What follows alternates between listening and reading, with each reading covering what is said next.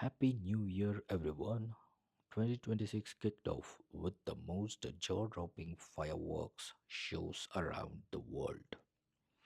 First up, Sydney, the first major city to ring in the new year over the iconic Harbour Bridge and Opera House. A massive 12-minute spectacle with a stunning waterfall cascade from the bridge.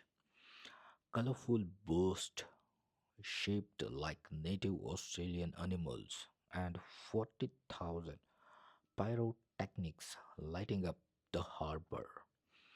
Then Dubai went next level at the Burj Khalifa. The world's tallest building exploded with synchronized fireworks, lasers, lights, and fountains in an epic multisensory display that had crowds cheering for hours. Finally, New York City's Times Square. The legendary Crystal Ball drop. Tons of confetti showering a million revealers and patriotic red, white, blue vibes.